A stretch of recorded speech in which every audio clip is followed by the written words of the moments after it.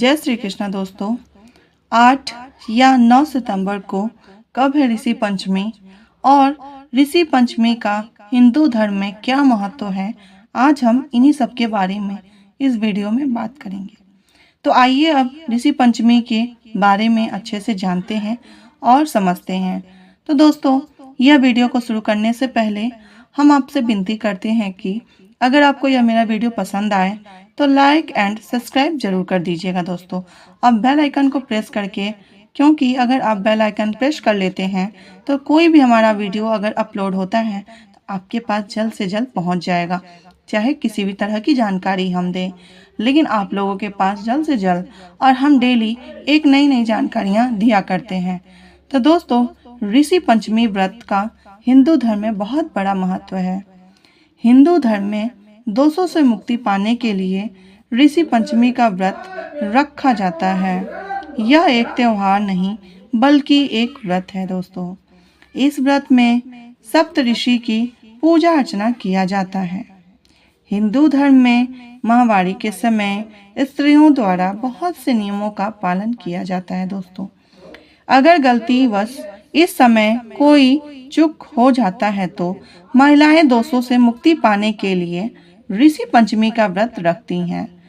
ऋषि पंचमी व्रत भाद्रपद के शुक्ल पक्ष की पंचमी तिथि को किया जाता है, यानी कि हरितालिका तीज के बाद आपको 5वां दिन यानी हरितालिका तीज आपको भादो माह में शुक्ल पक्ष के तीसरे दिन मनाया जाता है, और वहीं पर हरितालिका तीज के बाद उसके ठीक दूसरे दिन यानी जिस दिन पाड़ना रहता है हरितालिका तीज का, उसके पाड़ने दिन के दूसरे ही दिन यह जो पंचमी तिथि है मनाया जाता है ऋषि पंचमी।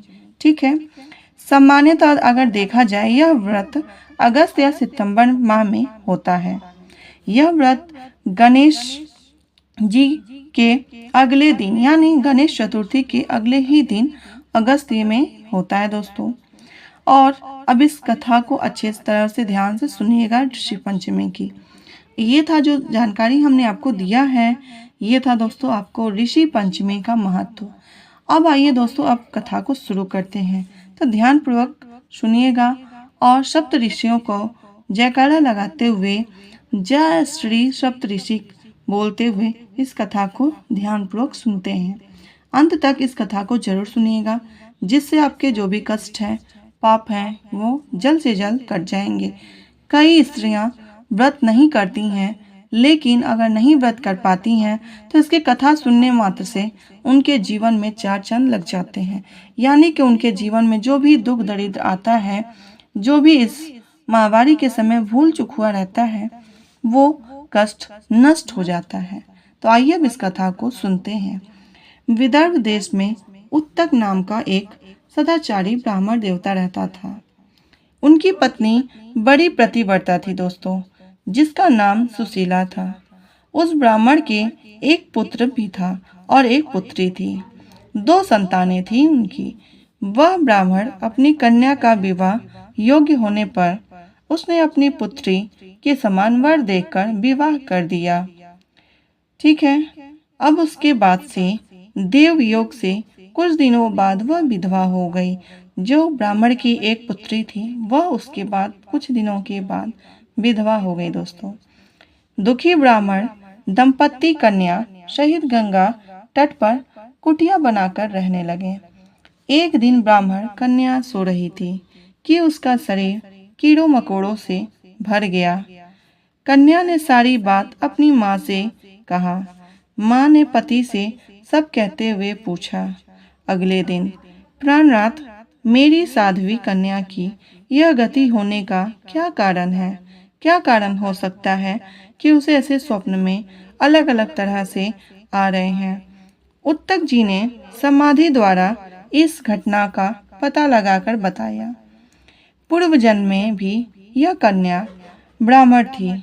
इसने राजस्वला होते हुए भी बर्तन छुआ था। इस जन्म में भी इसने लोगों की देखा देखी भाद्रपद शुक्ल पंचमी अर्थात ऋषि पंचमी का व्रत नहीं किया, इसलिए इसके शरीर में कीड़े पड़े हुए हैं। तो उसके बाद से दोस्तों धर्मशास्त्रों की मान्यता है कि रजस्वला स्त्री पहले दिन चंडालिनी होती हैं, दूसरे दिन ब्रह्मघातिनी होती हैं तथा तीसरे दिन धोबिन के समान अपवित्र होती हैं और वही चौथे दिन स्नान दान करने के बाद से शुद्ध हो जाती हैं। यदि यह शुद्ध मन से अब भी ऋषि पंचमी का व्रत करे तो इसके सारे दुख दूर हो जाएंगे और अगले जन्म में अटल सौभाग्य प्राप्त होगा। पिता की आज्ञा से पुत्री ने विधि पूर्वक ऋषि पंचमी का व्रत एवं पूजन किया। व्रत के प्रभाव से सारे दुखों से मुक्ति मिल गई उसे। अगले जन्म में उसे अटल सौभाग्य सहित अच्छे सुखों का भोग मिला। तो जो भी स्त्रियां अगर इस कथा को सुन रही हैं और अच्छे से सुनी हैं तो ध्यानपूर्वक इस कथा पे सुनने के बाद से इस कार्य को जरूर करें जो राजस्वला समय में नहीं किया जाता है।